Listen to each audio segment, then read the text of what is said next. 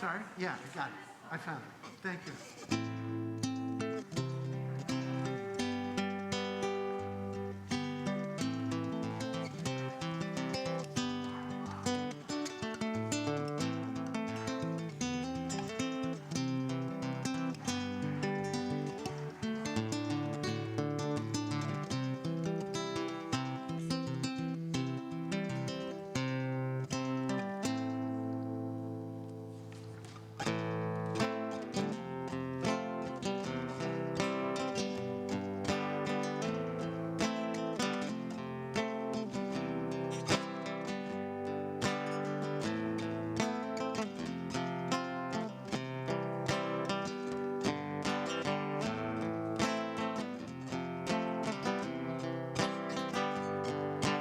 God had a name, what would it be, and would you call it to his face?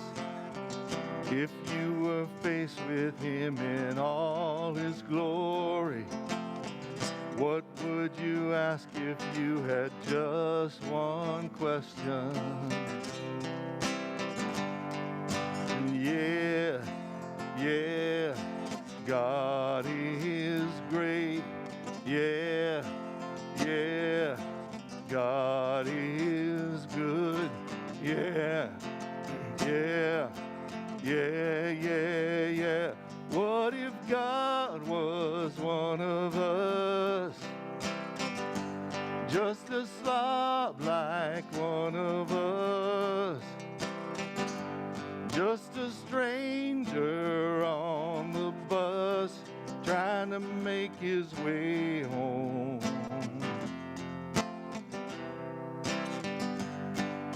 If God had a face, what would it look like, and would you want to see? If seeing meant that you would have to believe in things like heaven and in Jesus and the saints and all the prophets, and yeah, God is great. Yeah, God is good. Yeah. What if God was one of us? Just a slob like one of us. Just a stranger on the bus, trying to make his way home. Just trying to make his way home. Like a holy rolling stone, back up in heaven all alone. Nobody calling on the phone, except for the Pope maybe in Rome.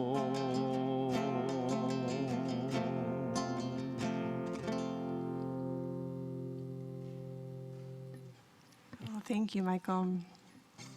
We have Jessica Mink up in our bell tower to ring our bell this morning. Go for it, Jessica. I don't know if you can hear me. Oh, she's getting there. Yeah, there we go.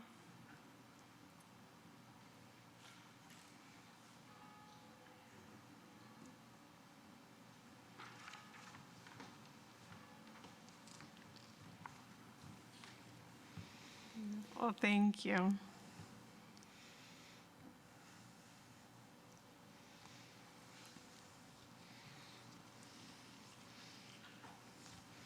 Good morning. Welcome to our beloved sanctuary, as well as to our digital sanctuary on Zoom. My name is Tom Keitel, and I'm the chairperson of Music and Worship. Many thanks to Deanna Wong, who is our camera point person today, and to Ruth Kahn, who is our Zoom usher. Those of you who are here in person, we ask that you keep your mask on at all times while indoors, though worship leaders may take off their masks at the mic when distanced from others. Feel free to use the QR codes at either entrance to pull up the order of service on your phone, or take a large print copy at the front.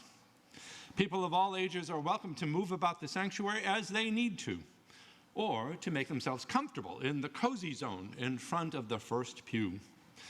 We are not holding separate children's programming today, and our childcare provider is out of town. But children of all ages are warmly welcome to stay in the sanctuary throughout the service, or to enjoy the play area in the narthex at the back. We will be having a time for sharing joys and sorrows after today's service. As we begin our service today, we want to acknowledge that our church was built on ancestral, unceded land of the Massachusetts people. We acknowledge the devastating legacy of settler colonialism and the continuing harm done to Indigenous groups and to a community and beyond. May our commitment to justice, equity, and compassion call us to take meaningful, restorative action to honor and protect the land and all her people. We invite you to bring your perspectives, your beliefs and doubts, and all that is unique and wondrous about you to our service. In the spirit of love, all are welcome here. If you're new to Theater Parker or visiting today for the first time, we'd love to stay in touch. You are invited to fill out a connection card, which will give you an opportunity to sign up for our weekly e-news bulletin, as well as other information. Those joining us here today in the sanctuary are encouraged to fill out that contact card within the bright yellow leaflet. After we take a minute for joining us remotely to those who are joining us in person, so I'm asking the AV people, could you please put the sanctuary screen on gallery view? There it goes.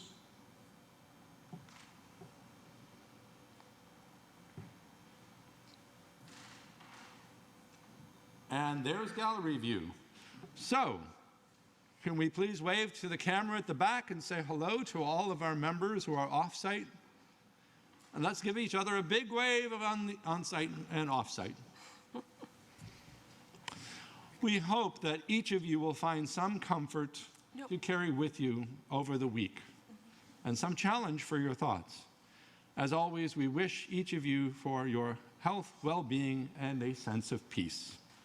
As our pianist Yukiko Takaki brings us into worship with Affizioso by Jean Sibelius. We bid you welcome.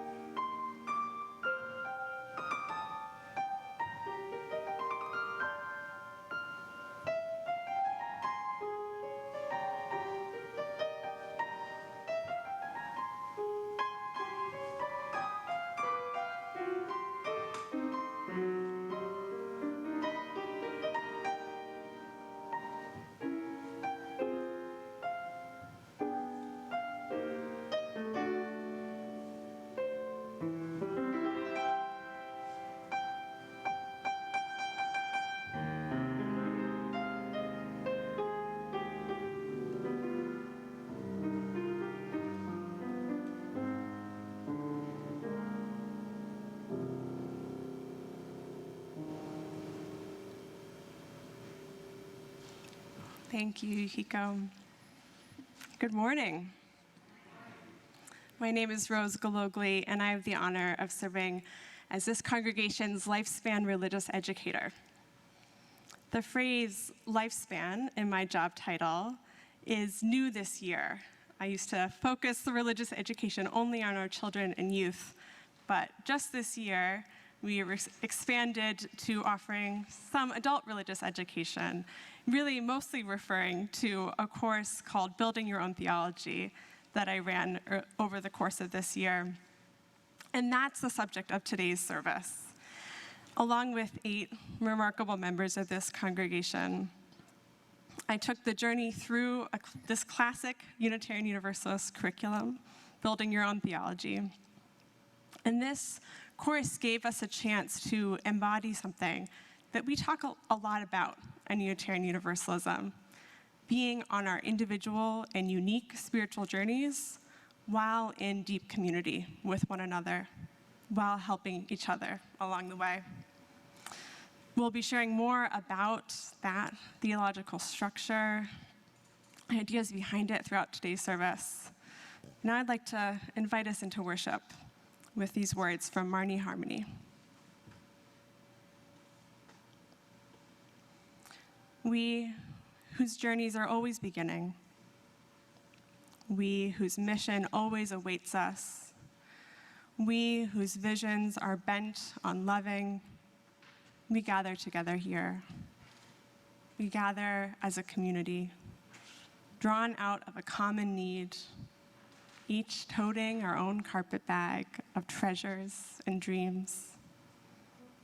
We gather together seeking meaning, yearning to understand life in all its dimensions, as it challenges and expands, as it burdens, as it consoles and heals.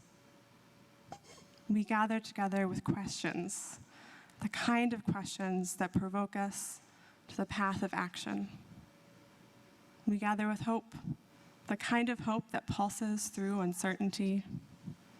We gather with tenderness, the kind of tenderness that can only be born from knowing human capabilities as well as human imperfections. We gather wanting certainty, having none, but we are wakeful to possibilities as we seek discernment and gentle judgment. We gather then unbounded, but close. We gather thirsting. We gather drawn to our source, our Creator. Please join me now by rising in body or spirit for our opening hymn, one of our classics. It's number 188 in the great hymnal. The words will be up on your screen. Come, come, whoever you are.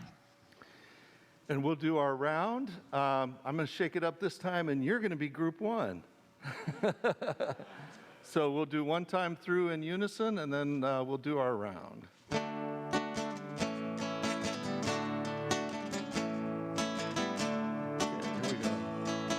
Come, come, whoever you are, wanderer, worshiper, lover of leaving. Ours is no caravan of despair. Come yet again, come. Group 1. Come, come, whoever you are. Come, come, brother of leaving. Ours is no caravan of despair. Come yet again, come. Come, come, whoever you are. Come, come, whoever.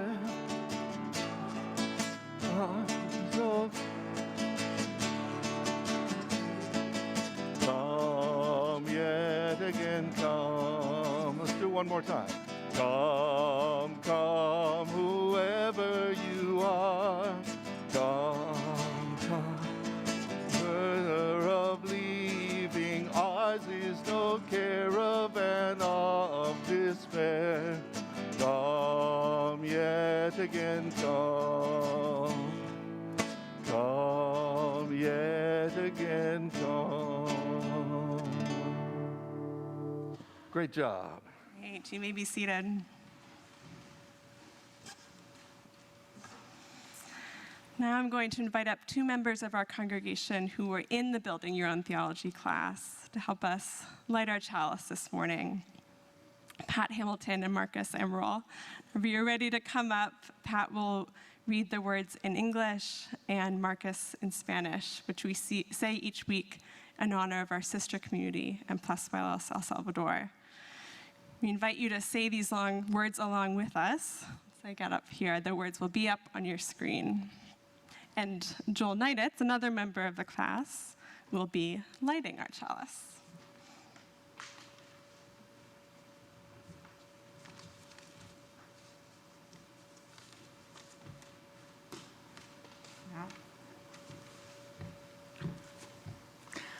Love is the spirit of this church, and service is its prayer. This is our great covenant, to dwell together in peace, to seek the truth and love, and to help one another. Thank you. El amor es el espíritu de esta iglesia y el servicio es nuestra oración. Esta es nuestra gran promesa, vivir juntos en paz, buscar la verdad con amor y ayudarnos los unos a los otros. Thank you.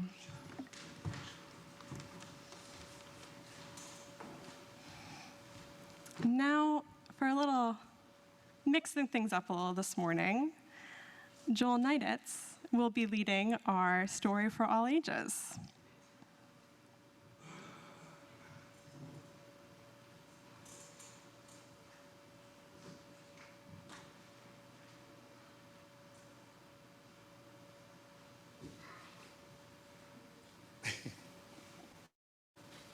Pardon me. Can you hear me? Okay. I have some props, which hopefully will be enjoyed by the young at heart, as well as the children, wherever they may be. So this is a story by Gary Kowalski, and it's about theology. And as a good UU, I have made it my own, and so I've riffed on it a little bit. Okay, so here we go. Babies aren't born Buddhists or Baptists or believers of any sort. But soon after we arrive in the world, we gather ideas. We pick up beliefs and ideas about people and animals and families. We collect ideas about stars and comets and how it all got started. We accumulate beliefs about good and bad, right and wrong, what's healthy and unhealthy, and what is important in life. All of these beliefs, which we get from our parents and playmates, from the TV, from Sunday school, and just to update from the internet, go into our belief bag, of course. Now, a lot of religions define themselves by what they believe or by what's inside the bag. So there are many religions. Jews believe in one God. Christians, for example, believe in Jesus. Muslims believe in Allah and the Prophet Muhammad. Buddhists believe in the Four Noble Truths. And of course, there are Hindus and pagans and indigenous people, all with their own special beliefs. Unitarian Universalists, however, don't have just one set of beliefs. We carry our beliefs in quite a different way, and we fill them with an entire list that I just mentioned to you of the religions of the world as our sources. So this is the UU Big Bag of Theology, which Rose very skillfully led us to explore. Now, in contrast,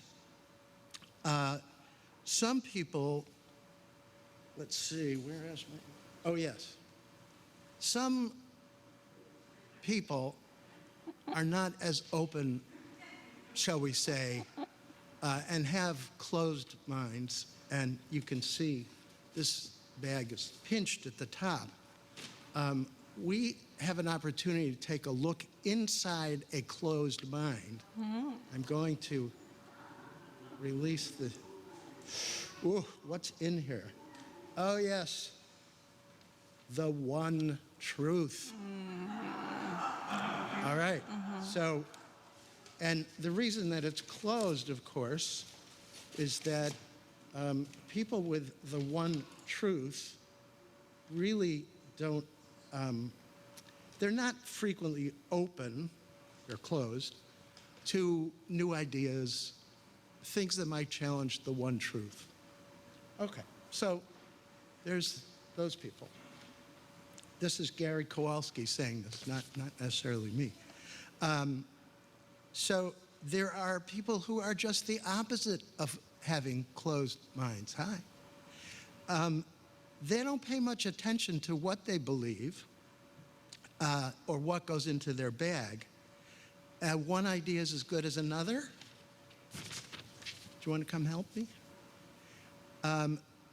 If they read it on the internet or heard it on talk radio, hello, you want to sit down? Oh, thank you. I'm so glad to have you here. Yeah.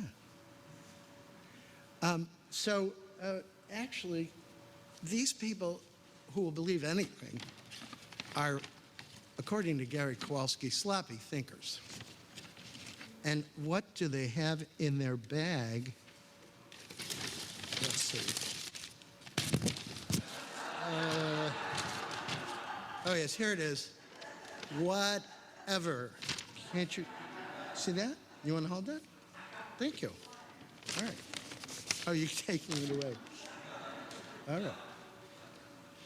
So, where were we? Then there are people who carry their bags like a club. Want to come back? Oh, thank you. Okay. Thank you. So I don't want to hit anybody over the head with this, really. But we know today that there are a lot of heavy hitters, religious heavy hitters, or they call themselves religious. And I was able to get a bag full of, so they talk about lovely sounding things like being pro-life. Who would argue with, that's wonderful. Or lately we've heard a lot about protecting parents' rights. Who wouldn't want to do that? If you're a parent and your child is precious to you, like this precious one over here. The problem is they don't always mean what they say, and they have rules. And the rules usually go, you better, fill in the blank, and where is it? You better not, right? And they make rules for all of us. And what do they say? Or else. We're not in a great time of mutual understanding. Okay, so there's one more heavy hitters.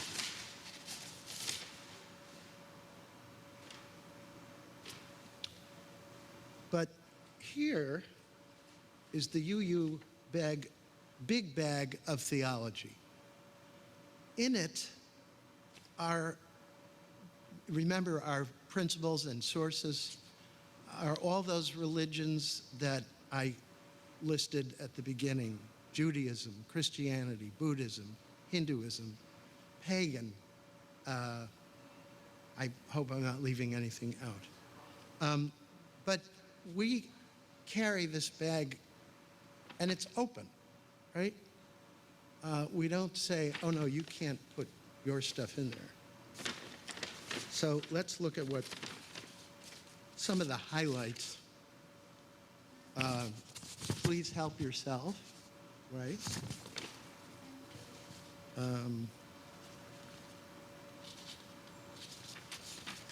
And some of the main principles that we have centered on love.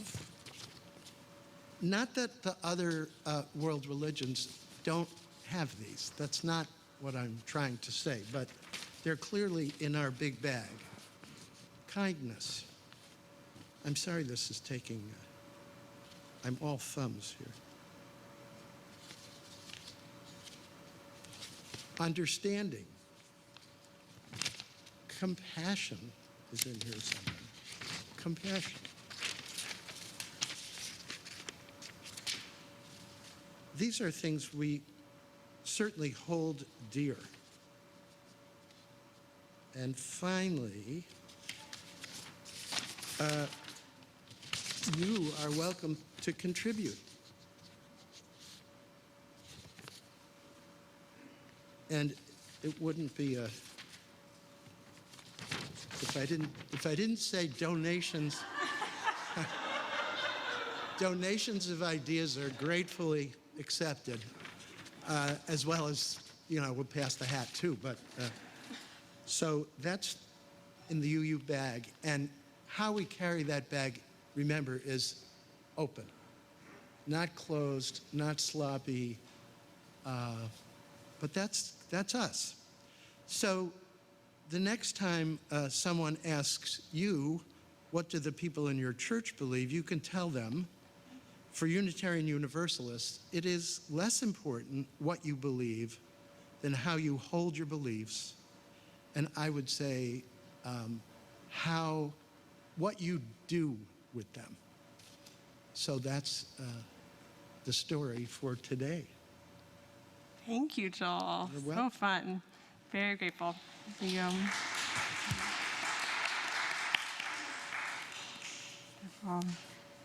With all of that in mind, we move now to our centering hymn. This is number 123, Spirit of Life, written by UU musician Carol McDade. Please join us.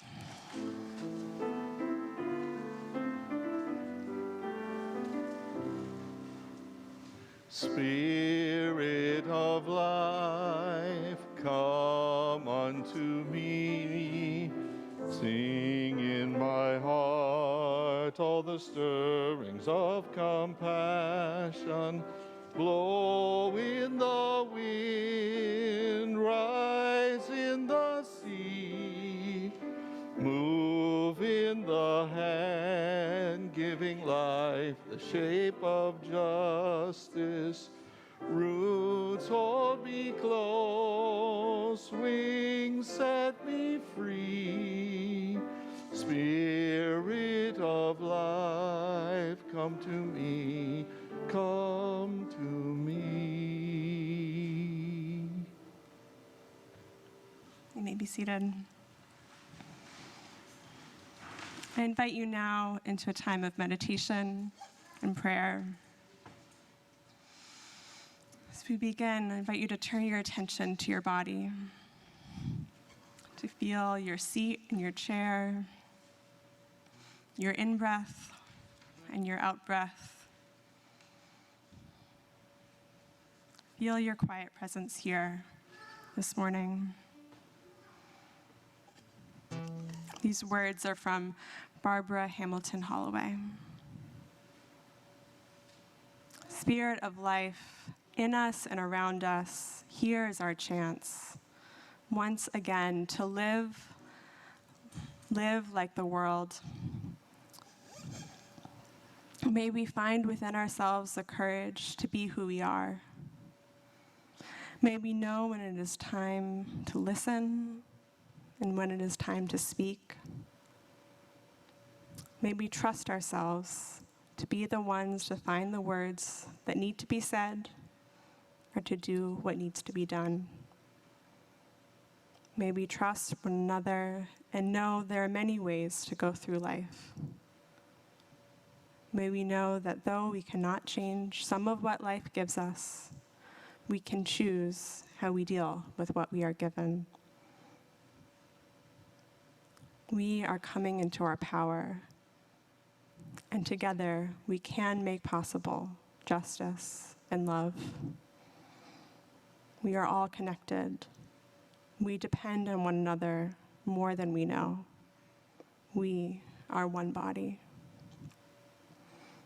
So may it be, and blessed be. We share now in a time of quiet, followed by musical meditation.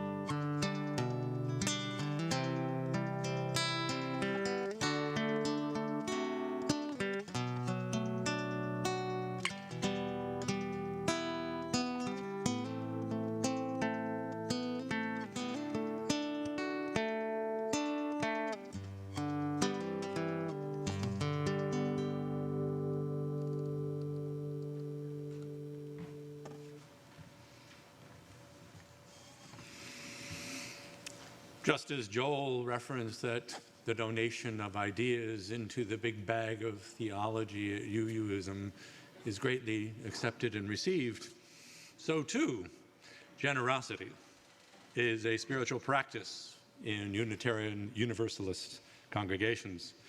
We give to remind ourselves how many gifts we have to offer. We give to remember that we are part of something larger than ourselves. We give because we believe in music and in sacred space. We give with gratitude for all that we have been given, and with the faith that together we have more than enough.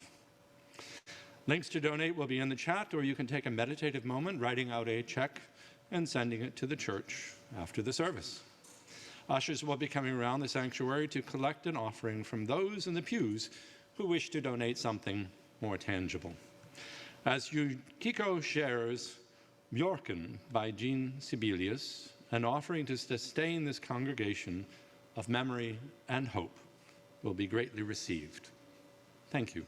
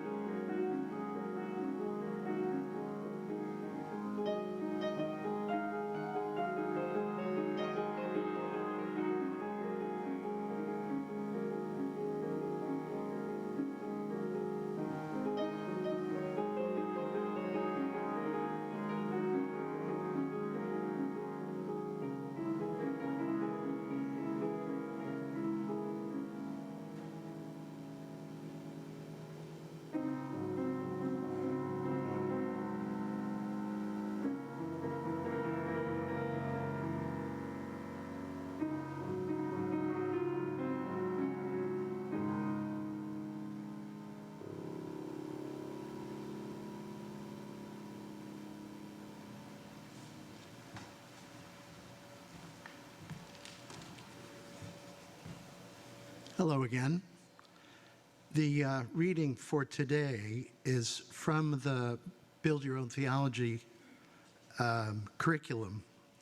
The introduction is written by Richard S. Gilbert. D.H. Lawrence once wrote, "Whatever the queer little word God means, it means something we can none of us quite get away from or at. Something connected with our deepest explosions." I believe that religious education is a lifespan process of building our own theology and harnessing those deepest explosions. If you have ever wondered why bad things happen to good people, if creation is a cosmic fluke, or how Unitarian Universalists can behave virtuously without heaven and hell, then you are in danger of falling into theology. Somehow we have it in our heads that it is un-Unitarian Universalist to do theology, because that is what the Orthodox do. And we are, if truth be known, heretics. Heresy, while commonly understood as deviation from Orthodox belief, originally meant choice. The heretic is one who both dissents and chooses. Unitarian Universalists are very definitely happy heretics. We choose to do theology in a liberal religious mode. But if we are living, breathing, hurting, laughing, crying, questing human beings, it's impossible not to be theologians.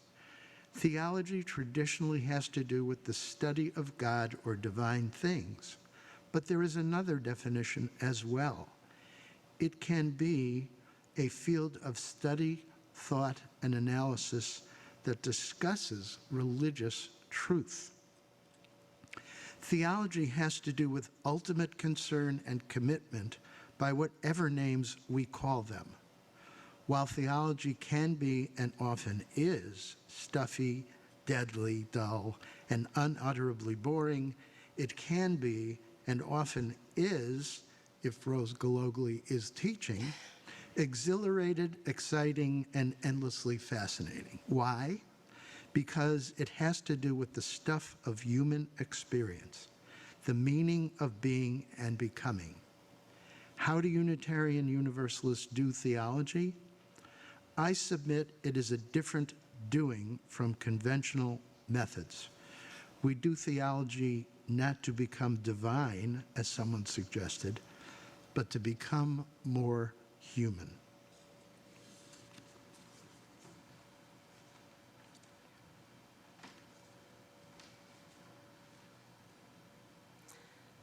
A few weeks ago, in our service titled Love at the Center, some of you may remember that I led you all in a bit of a memory game about our current UU principles. I asked you to share what words or phrases you remembered from the language of our current 7 principles without referencing them in the moment, and we created a word cloud together. I think we have it up. Yeah, there we go. This word cloud. There's a phrase up on there that came up a few times, and it really stood out to me and Reverend Joe when we were reflecting on the service a bit later. The free and independent search for truth and meaning. It's there a few times in different ways. Yeah, independent. It stood out to both of us because it was said several times by several different people, and because it's not quite right. I'm not saying this in a gotcha kind of way. I think it's fascinating, actually, to notice what phrasing sticks with us most. And I'm bringing it up now because I think the difference between this wording and the actual written principle is really worth noticing and drawing out. Our current 4th principle says that we, as Unitarian Universalists, affirm and promote a free and responsible search for truth and meaning. Responsible, not independent. It might seem semantic, but I think there's a big difference there. And perhaps if we're honest with ourselves, most of the time we are asking you all to go on independent searches for truth and meaning in your lives. Though worship is a communal experience in many ways, there's something limiting about the one-way direction of the kind of preaching that I'm doing right now. Worship leaders get up here and we offer our thoughts and feelings on a subject, invite all of you to take it in, and then go off and make your own meaning of it. Interpret the message independently on your own. I'm not saying that's a bad thing at all, but perhaps it's limiting. Perhaps if each of us, as members of this congregation, do feel that we're on a personal search for truth and meaning in our lives, that we are continually creating our own theology, perhaps that process feels more like an independent search than a responsible one.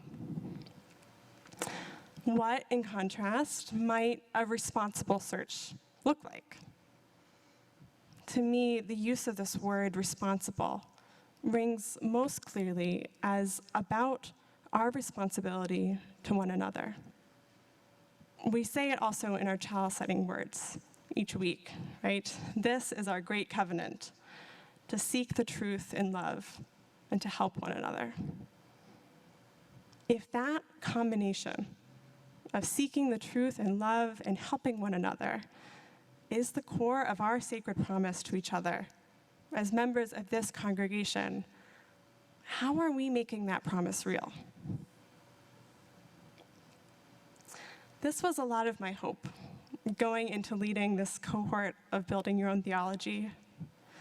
Not necessarily to teach new information, so much as to create a strong enough container that at least within the sessions of the course, we can make that promise of helping one another, being responsible to each other on our individual, spiritual, and theological journeys a bit more real.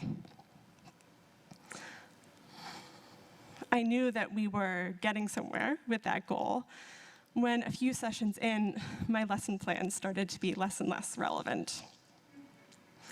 After deep diving into creating our covenant for the class, sharing our spiritual autobiographies, exploring our personal understandings of big topics like God, ultimate meaning, and death, the group became comfortable enough with each other that all the structure of a lesson plan wasn't really needed. Just a few prompts and the readings for the session were enough for deep conversation to flow, for the exchange and exploration that we entered together to become natural. I felt the group doing theology in a way that was individual, but not independent. I felt all of us becoming more responsible to one another, more mutual and connected as we engage the topics in our own unique way. And that's not because we all agreed with each other when discussing topics as weighty as God, ultimate meaning, ethics and justice, or even the history of Unitarian Universalism in our religious lineage. We did often find overlap on those topics, but each person's perspective was always as unique as each of our life stories, just as complex, layered, incomplete. Many of the topics included space to process each of our religious upbringings, what we were taught, and what we wanted to take or leave behind from those traditions and ways of thinking. In those reflections, I saw a huge range of reactions from, this made me remember how much of what I was taught growing up never really made sense to me, even as a kid. Or, with more space and reflection, I appreciate the religion of my childhood more and see that I did get valuable things from it, even though its full structure no longer serves me. There were some shared or individual aha moments that stood out to me in the class. after our discussion on death, one member of the group realized that she needed to change her will to better reflect what she truly wants out of a service honoring her life after she's gone. A previous version left that decision up to a family member to do what was most in line with that family member's religious beliefs. But that structure simply doesn't match her enough anymore to be an authentic honoring of her life. I also remember a beautiful collective reflection on the value of compassion being something that all of us in the room really hold dear and center, and how much love is at the center of our experience of compassion.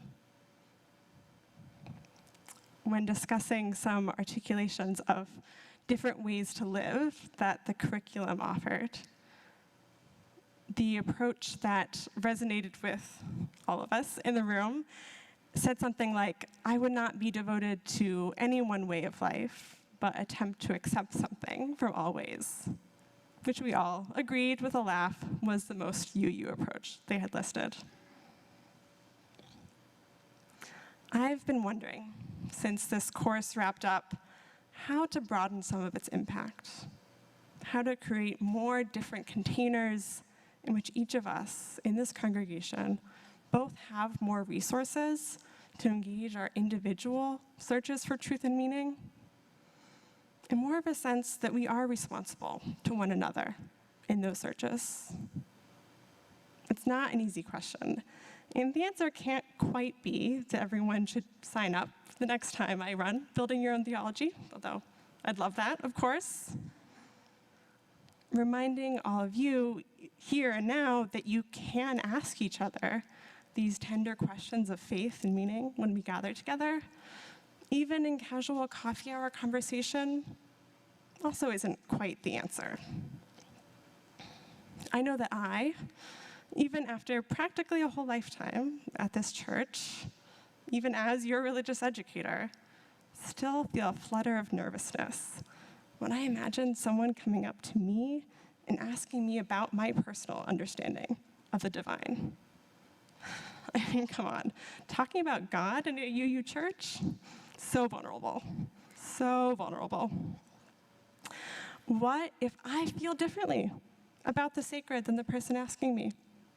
And despite our continual affirmations of valuing that difference, and all the big, important values that I am sure that we do have in common, what if they judge me for having a different perspective?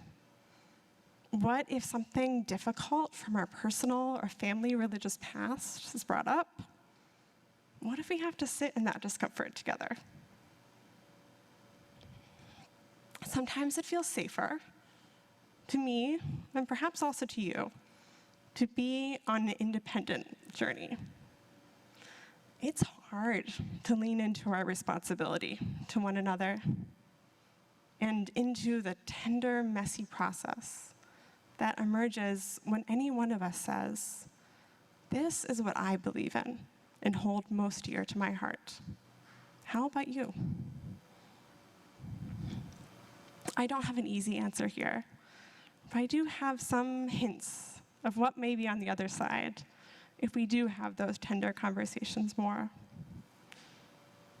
I've heard from participants in the course pretty universally that this experience left them feeling more connected to this community and to this faith tradition.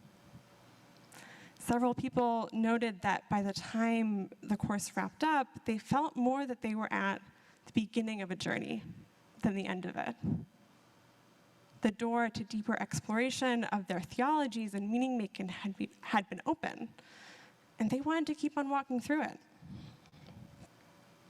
A few of the credos, or statements of belief, that members of the class wrote as a wrap-up assignment included some articulations of their takeaways from the experience.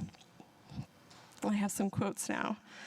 So Cecilia Bennett wrote, "This church has stimulated me to broaden my exposure to different beliefs and ways of life. By getting to know more people with such beliefs and ways of life, it personalizes the concepts, so much more than abstract. Pat Hamilton wrote, "Being in community with others helps me think through and process my beliefs, feelings, and thoughts. This experience has helped me realize the importance of historical context as it informs my evolving beliefs and actions. I now feel more open and gentle with my personal and religious history, and I'm resolved to try to act on my values." Marcos Emerald wrote, "I believe in and strive for deep emotional connections. Regardless of our differences, life has taught me that there is no one I cannot learn from, share my insights, and co-create satisfying, deep emotional connections." Rose beautifully promoted this experience in our Building Your Own Theology group. As a sojourner on my short, terraqueous journey, I believe in and strive for deep emotional connections. Do you?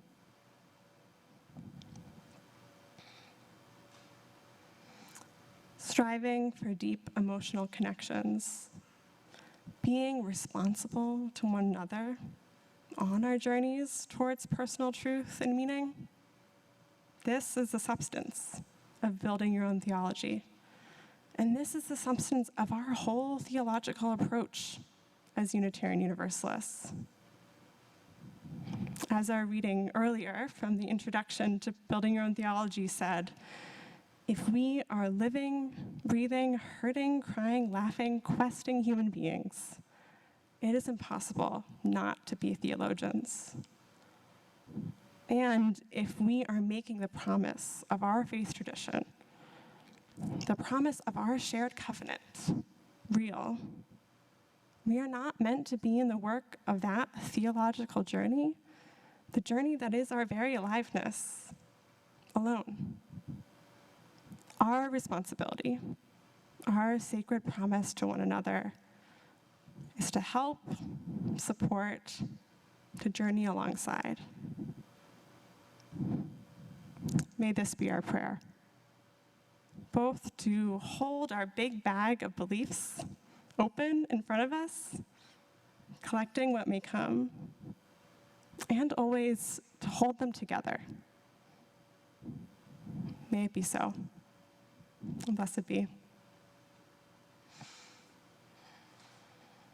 Our closing hymn is 128, For All That Is Our Life.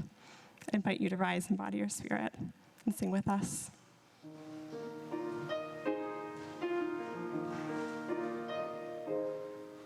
For all that is our life, we sing our thanks and praise.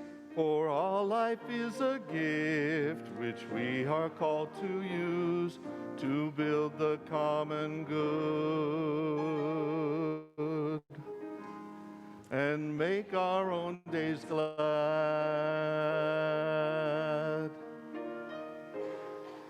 For needs with others serve, for services we give, for work and its rewards, for hours of rest and love, we come with praise and thanks. For all that is our life, for sorrow we must bear, for failures, pain, and loss, for each new thing we learn, for fearful hours that pass, we come with praise and thanks.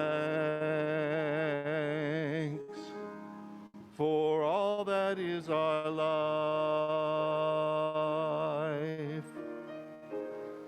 for all that is our life, we sing our thanks and praise. For all life is a gift which we are called to use to build the common good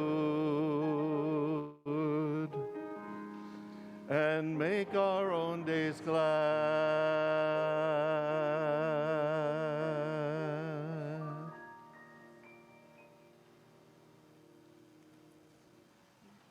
Beautiful, you may be seated. I have just a few announcements and invitations. We'll have a slide up in a moment. The first is that today, after the service, I believe at 12 p.m., could someone nod if that's, I'm seeing Carrie nodding. Okay, at 12, so a little bit after our service, we are having an event here in the sanctuary about understanding the budget. So if you're curious where and how this church spends its money, come to that presentation today, and that will help you in our annual meeting next week, the third item on this list, which will also be at noon next Sunday, to know what is happening during that annual meeting and what we're voting on as a church community. Next Saturday, next weekend is full of Pride events in this congregation and other places around the city. And on Saturday, June 10th at 10 a.m., there's a Pride service at Arlington Street Church that Reverend Joe is helping to lead. It's turned to be a wonderful event. It's right before the parade and is big and celebratory and wonderful. So you're all invited to join that. And of course, that Sunday for our Pride service here. Next Sunday after that is our annual flower communion service. We'll share more about what that means closer in, but that's the one where we invite all of you to bring a flower to share with this community, and we'll bring them, and then you'll take a different flower home. Just two things that are not up on the slide. A little heads up that today is the Core Pub Road Race. It starts at 12, and the center street in front of us will be blocked off for a time once it starts. So just a heads up, depending on where you're parked and where you might need to go later. Just be sure to keep that in mind so you're not stuck anywhere. And then today, after our closing words and postlude, we'll be holding a time of sharing joys and sorrows in community. So please join us for that if you can. Right. Our closing words are written by our very own Joel. Oh, who is gone? Yes, there he is. This is an excerpt from his credo belief statement from the class.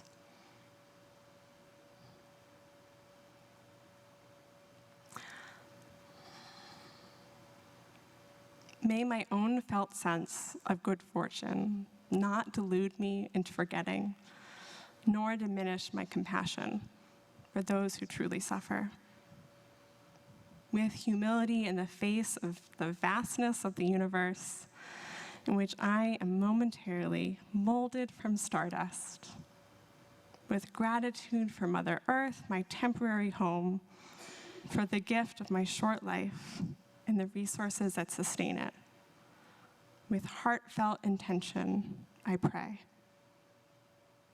May I be gentle and loving, considerate and kind, accepting and reluctant to judge, honest, forgiving, open-minded, rigorous and deep of thought, disciplined in my behavior, measured in satisfying my appetites, mindful of the inherent pain and sadness in this life, as well as its joys and pleasures.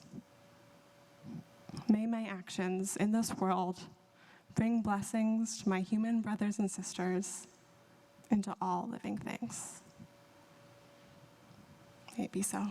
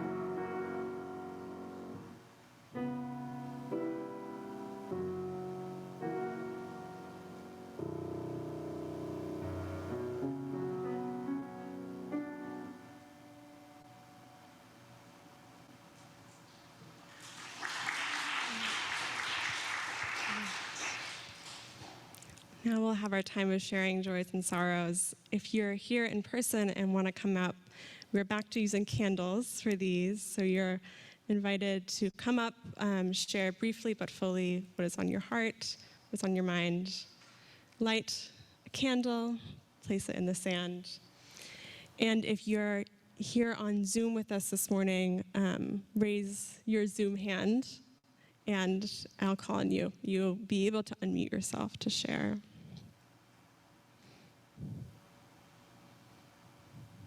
Wonderful. Whoever would like to begin, you're welcome to share a joy, a sorrow, whatever is on your heart this morning.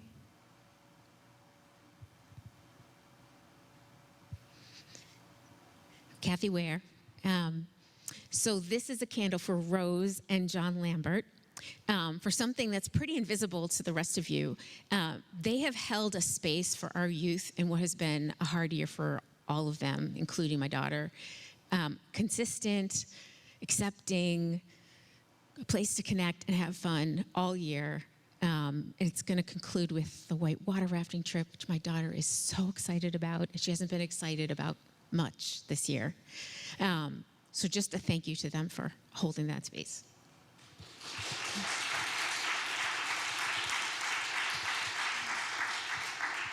Thank you. It's been a joy to be with the youth this year.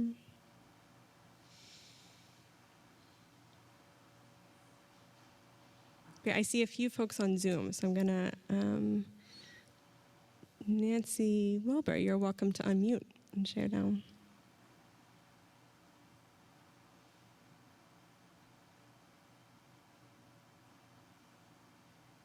Hi, y'all. I would appreciate prayer for my continued healing. I've spent much of this week in the hospital with a heart-related thing, pericarditis.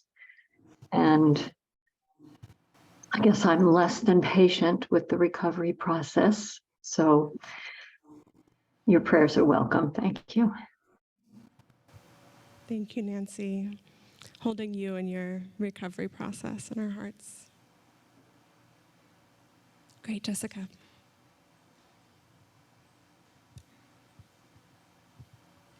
Hi, I'm Jessica Mink, and I just finished celebrating my 50th college reunion, and I worked on it as part of the planning committee for 2 years, and I never really thought it would be as good as it was. It was really great.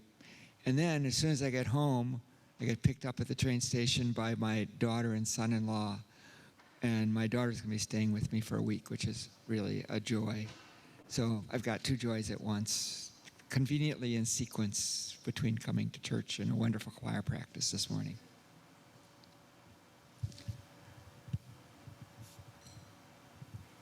Thank you, Jessica. Celebrating with you.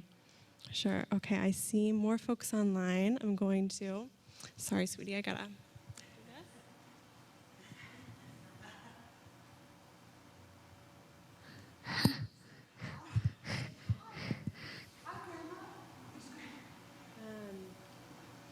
Sorry, Lisa, if you want to share, you can unmute yourself. If you have to turn your video on for me to be able to add you to the screen, but you're welcome to share. There we go. Great. Now I can add your video. Hi, everyone. You're on, Lisa. This is a concern. I was diagnosed with breast cancer. I won't know anything. I meet with a surgeon hopefully on Tuesday, unless it's been postponed. But I just wanted everyone to know, so keep me in your prayers. It is treatable, but I won't know anything until I meet with the surgeon on Tuesday. I'm so sorry to hear that, Lisa. We're absolutely in our hearts and in our prayers.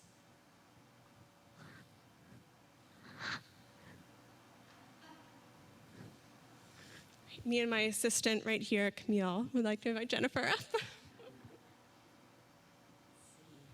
Hello, I'm Jennifer Dunstan, and I just want to thank everybody who organized that party and sang and played music and decorated for Reverend Joe yesterday.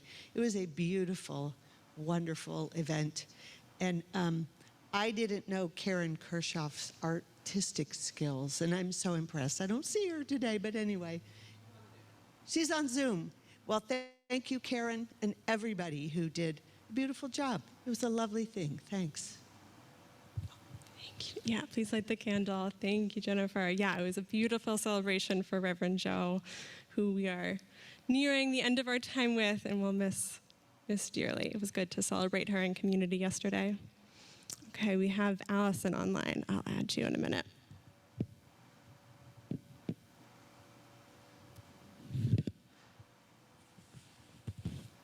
Go for it, Allison. Great. Hi, everybody. Um, I have a sorrow to share. I'm here with my dear friend Esther Cohn, who's family to me. Last Monday, very unexpectedly, her wife, Mary, of 27 years, had a cerebral hemorrhage and passed away.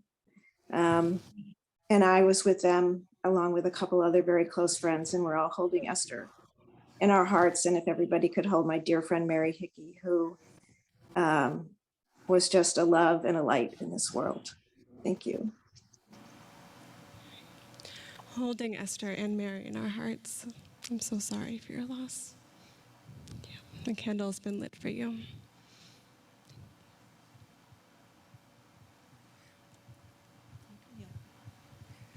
I'm Susan Karen. This is a candle of celebration.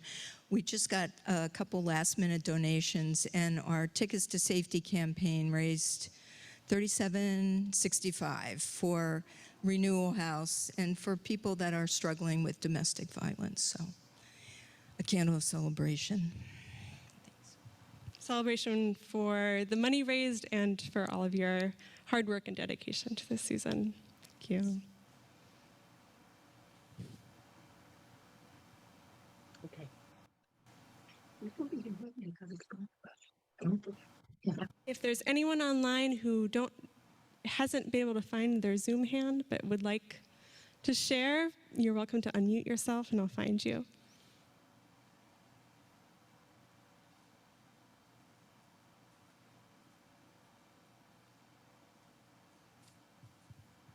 Anyone else in person?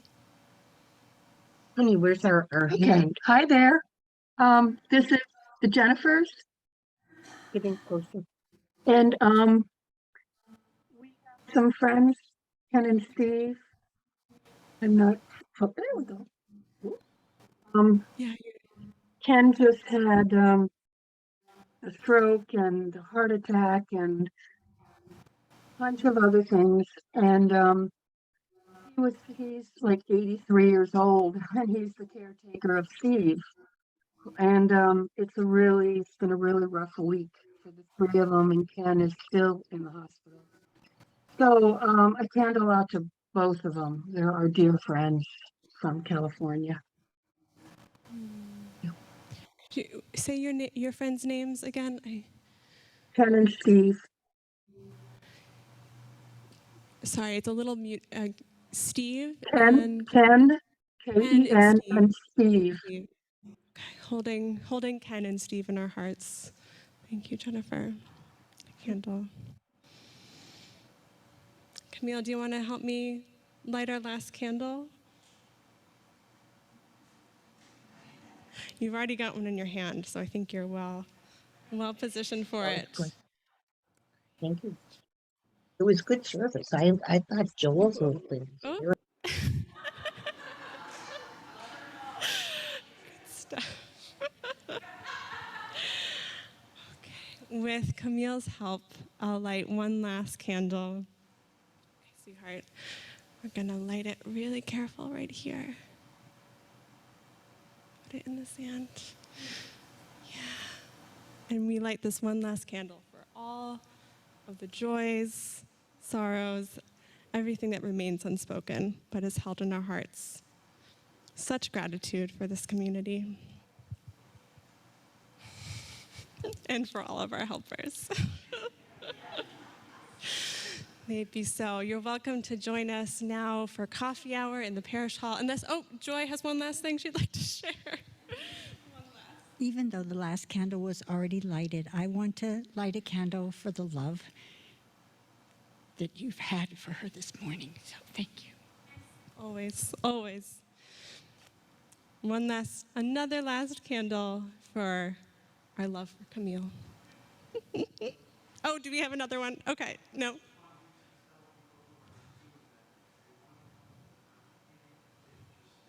Okay, great. So folks on Zoom, Joel's just informed me that if you want to come to our budget meeting at 12, stay in on the same Zoom or rejoin the same link. It's the same link as the service today. And for all of you, we do have coffee hour through the doors, the breezeway into the parish hall. Please join us for snacks and conversation. May you be well.